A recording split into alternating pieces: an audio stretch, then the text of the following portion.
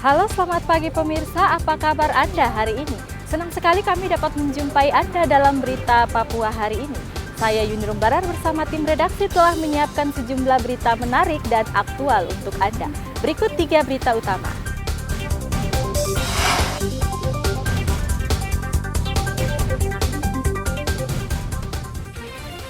Puluhan rumah dibakar sekelompok warga buntu tewasnya seorang pria di Kabupaten Dogiay. 5 bulan lebih pilot Susi Air belum dibebaskan, Wapres klaim masih terus negosiasi. Negosiasi terus. Sejumlah orang tua siswa harus ikut upacara mendampingi anaknya yang baru pertama masuk sekolah.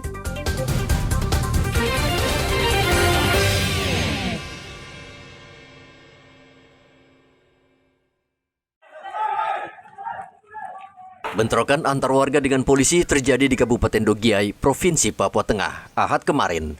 Insiden ini menyebabkan puluhan rumah dibakar dan 1 warga meninggal dunia, serta 3 polisi terluka. Peristiwa terjadi saat sejumlah personel Satgas Damai Kartens mengantar rekannya yang sakit ke Rumah Sakit Umum Daerah Paniai. Namun di tengah perjalanan, tepatnya di Kampung Ida Kebo, Satgas Damai Kartens dihadang sekelompok orang tak dikenal. Personel Satgas Damai Kartens diserang menggunakan kapak dan dilempari batu, hingga kaca mobil pecah dan 2 personel terluka.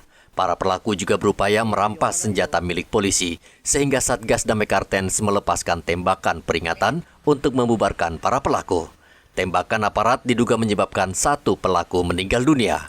Kapolda Papua sudah memerintahkan Karo Ops dan Kabid Propam serta Kapolres Dogiay untuk bertemu tokoh agama dan tokoh masyarakat untuk menyelesaikan kasus ini dengan cepat.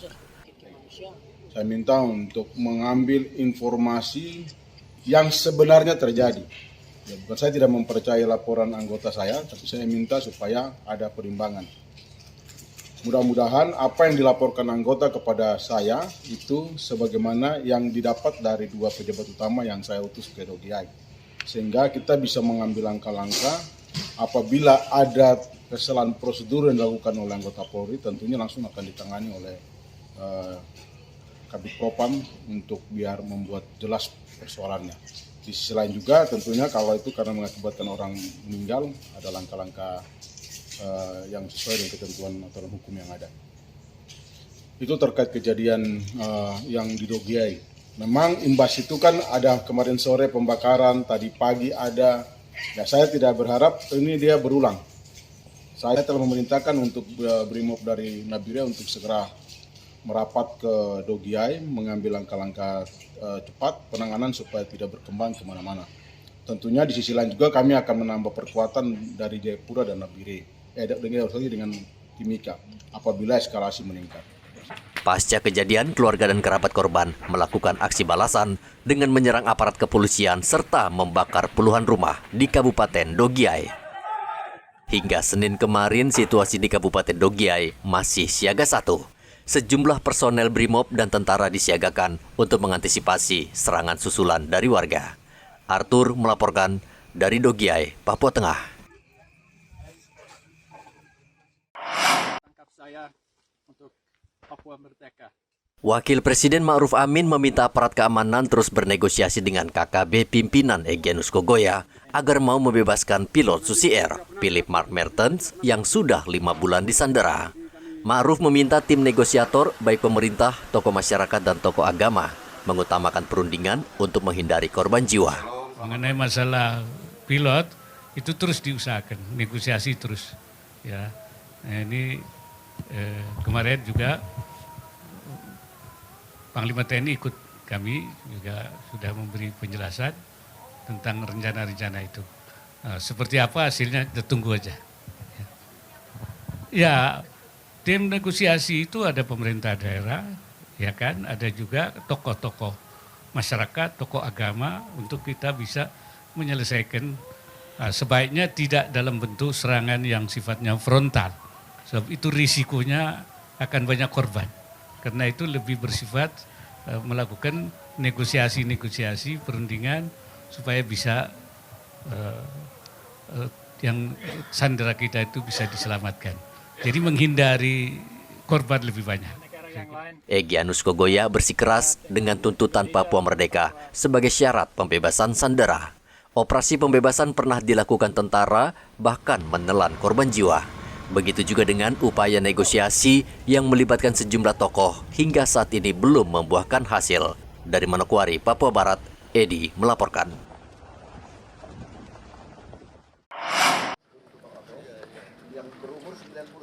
Wakil Presiden Ma'ruf Amin Senin kemarin meninjau program peremajaan kelapa sawit seluas 2.000 hektar di Kampung Wasegi Indah, Distrik Pravi, Manokwari. Wapres didampingi Gubernur Papua Barat Paulus Waterpauw dan Bupati Manokwari Hermus Indau meminta pembangunan pabrik kelapa sawit dipercepat agar hasil tanam kelapa sawit bisa diolah dan menjadi produk ekspor yang berkualitas. Di daerah ini 9.000 hektar ini sudah mulai tidak produktif karena sudah tua kan.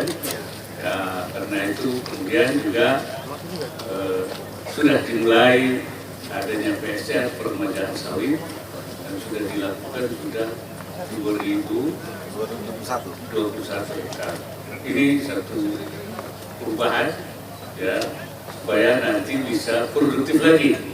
Ya, hasilnya supaya besar lagi dan akan terus.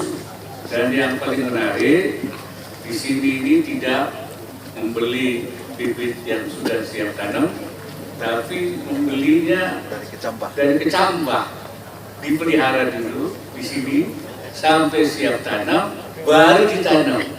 Jadi bibit yang ditanam itu hasil daripada masyarakat sini atau anak-anak kita di sini yang dilatih untuk bisa memelihara dari kecambah sampai ke depan. Tentu saya harap juga bisa membuat kecambah sendiri. Program Sawit Rakyat merupakan program strategis nasional untuk meningkatkan produk kelapa sawit nasional. Sebelumnya lahan sawit seluas 9.000 hektar di Kampung Wasegi Indah tidak produktif karena sudah tua. Namun dengan program peremajaan yang dilakukan sejak tahun 2021, sebagian lahan sawit sudah berdampak pada ekonomi masyarakat. Setelah Manokwari, Wapres berkunjung ke Kabupaten Teluk Bintuni. Menggunakan pesawat selama 45 menit, Wakil Presiden Ma'ruf Amin tiba di Bandara Babo, Kabupaten Teluk Bintuni. Ma'ruf Amin menyempatkan diri meresmikan Tugu Peradaban Islam di Distrik Babo, Kabupaten Teluk Bintuni. Tugu ini merupakan simbol keharmonisan dan toleransi beragama di Teluk Bintuni. Sedang menggembirakan bahwa agama di sini agama keluarga. Artinya keluarga itu di sini satu keluarga itu ada yang Islam, ada yang Kristen, ada yang Katolik, dan mereka merupakan lambang kerukunan beragama. Sehingga kalau ada yang datang dari luar, apakah dari Islam, apakah dari Katolik, apakah dari Kristen yang misalnya kurang mendukung adanya toleransi, mereka akan tertolak sendiri. Karena kehidupan agama di sini sudah menjadi kehidupan keluarga. Ini saya kira hal yang positif di dalam kita membangun persatuan Indonesia. Selain meresmikan Tugu Peradaban Islam, Wapres juga meresmikan sejumlah proyek strategis nasional, salah satunya kawasan industri Onar, Bintuni. Tim Liputan melaporkan dari Manokwari dan Bintuni. Hari pertama masuk sekolah cukup merepotkan para orang tua siswa di Merauke. Di sekolah dasar Inpres Polder, para ibu rumah tangga terpaksa ikut upacara untuk menemani anak mereka agar tidak menangis. Fenomena ini sering terjadi karena banyak anak yang belum siap dan takut ketika baru pertama kali menginjakkan kaki di sekolah. Akhirnya para ibu harus ikut mendampingi anak mereka hingga upacara selesai. Kelas berapa? Kelas 1. Kelas 1. Memang tinggal di mana, Ibu? Di Jalan Mangga 2. Jalan mana? Jalan Mangga 2. Jalan Mangga 2. Ya. Ibu, kenapa memang harus ditunggu seperti ini, Bu? Ya, sudah menjadi kewajiban sebagai orang tua. Jadi mendampingi dulu untuk sementara waktu kan Sementara dalam masa pengenalan dalam Pengenalannya. sekolah. Gitu. Memang rewel, Bu, anaknya? Rewel juga. Rewel juga ya. Jadi dijaga, Bu, ya? Iya, menjaga. Menyekolahkan anaknya ini baru masuk apa? Baru masuk Kelas berapa, Ibu? kelas 1. Memang dia pernah sekolah TK? Pernah sekolah di mana? TK Pertiwi. Nah, ibu tinggalnya di mana, ibu? Di Polder Dalang 2. Kenapa masukkan di SD Polder? Karena dekat rumah. Bagus. Bagus gitu ya? Ya. Tahun ajaran baru 2023, SD Inpres Polder Merauke menerima 90 siswa. Sekolah ini merupakan salah satu sekolah yang paling diminati orang tua murid untuk menyekolahkan anak mereka. Muhammad Ridwan melaporkan dari Merauke, Papua Selatan.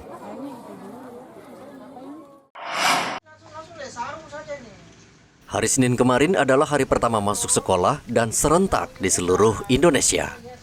Seperti biasa, orang tua murid mulai sibuk mencari seragam dan peralatan sekolah. Kesempatan ini tentu dimanfaatkan pedagang untuk mencari untung. Toko buku di Pasar Wamanggu Merauke sejak beberapa hari lalu ramai diserbu pembeli. Pemilik toko menyatakan setidaknya 10 buku tulis laku terjual dengan harga bervariasi antara 70 hingga 90 ribu rupiah. Buku tulis ini jelang kemarin tahun ajaran baru cukup ramai, Pak ya? Iya, Pak. Ramai, alhamdulillah ramai. Ramai, Pak. Nah, ini harganya bervariasi seperti apa ini, Pak, harganya nih? Kalau untuk buku-buku sekolah SMP itu ada yang 45.000. Yang seperti mana itu, Pak ya? Coba diangkat. Oh, itu, Pak. Oh. 45 ya. 45.000 nih ya. Nah, terus? Yang ini 65. 65.000 ya. Yang paling murah berapa? Yang paling murah 45.000. 45.000 ya. Nah, yang paling banyak dibeli oleh warga itu yang harga berapa, Pak? 45 sampai 65. 65.000, ya. iya. Untuk anak SMA itu rata-rata beli yang 75.000. 75.000 ya. Oh, yang seperti ini. Pak, ini kan sudah memulai tahun ajaran baru ya, tahun 2003 ini. Nah, kira-kira untuk warga yang belanja buku ini buku tulis ini masih banyak, Pak? Masih banyak. Masih banyak, Pak ya. Kira-kira sudah menghabiskan berapa karton ini, Pak? Buku satu hari itu mungkin sekitar 10 karton. 10 karton. Selama beberapa pekan ke depan, toko buku dan peralatan sekolah masih akan ramai dikunjungi pembeli. Muhammad Ridwan melaporkan dari Merauke, Papua Selatan. Harga bawang merah dan bawang putih di Timika saat ini masih normal dan terbilang murah. Di salah satu agen di Timika, bawang merah per kilogram dijual Rp30.000, sedangkan bawang putih dijual Rp35.000 per kilogram. Harga ini berbeda dengan harga bawang di pasar sentral Timika yang lebih mahal.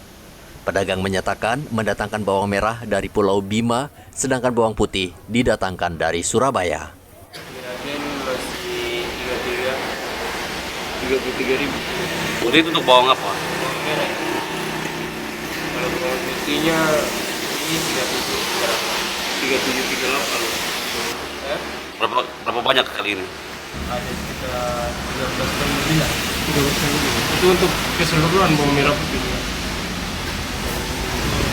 Sudah berapa lama ini? 2 mingguan lebih. Kayaknya dari bawang merah ini dari Bima. Kalau bawang putih? Bawang putih langsung dari Surabaya. Oh iya. Saat ini bawang merah di pasar sentral Timika dijual Rp50.000 per kilogram, sedangkan bawang putih dijual Rp55.000 per kilogram. Dari Mimika, Papua Tengah, Igobat Momolin melaporkan.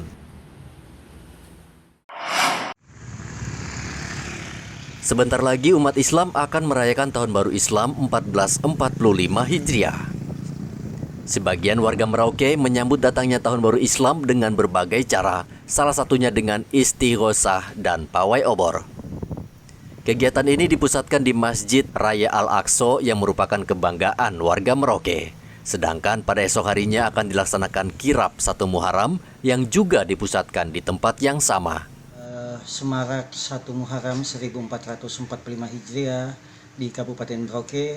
Dalam hal ini PHBI akan melaksanakan istighosah yang mana pelaksanaannya besok hari Selasa jam 4 sore sampai selesai. Setelah itu malamnya akan dilanjutkan dengan pawai obor yang diikuti oleh segenap lapisan umat Islam yang ada di kota Merauke. Dan keesokan harinya pada hari Rabu jam 6 pagi akan dilaksanakan kirab 1 Muharram 1445 Hijriah. Momentum 1 Muharram ini dengan pelaksanaan Tahun Baru Islam, kita galang persatuan dan kesatuan menuju Papua yang cinta damai. Tahun Baru Islam atau 1 Muharram kerap dirayakan secara meriah di sejumlah daerah di Indonesia. Biasanya warga menyambutnya dengan pawai obor sebagai bentuk kebersamaan dan persaudaraan. Muhammad Ridwan melaporkan dari Merauke, Papua Selatan.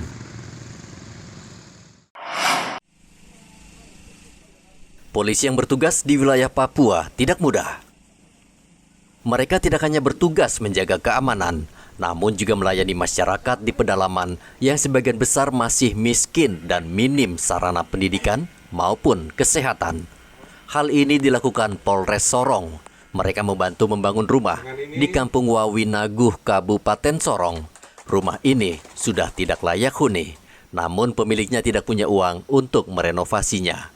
Secara bergotong royong, polisi merombak bagian rumah dan mengganti bagian yang sudah lapuk atau rusak. Dan dalam waktu tidak lama, rumah kini layak dihuni kembali. Kepada masyarakat yang membutuhkan dengan segala keterbatasan fisik Bapak Samja Resi, dan juga di sini beliau tinggal sendiri, sehingga kami dari Polres Sorong, Polsek Seget, peduli akan kehidupan beliau sehingga kita membantu untuk melakukan bedah rumah dari dinding, kemudian lantai juga kemarin tanah, sekarang sudah lantai keramik, kemudian atap, seng, termasuk MCK. Selain membantu merenovasi atau membangun rumah, Polres Sorong juga membagikan sembako kepada warga di daerah terpencil untuk meringankan hidup mereka. Topan melaporkan dari Kota Sorong, Papua Barat. Informasi tadi sekaligus menutup jumpa kita dalam berita Papua hari ini. Saya Yunirum Barar beserta tim redaksi yang bertugas mengucapkan terima kasih atas perhatian Anda. Selamat pagi, sampai jumpa. Wanyambe.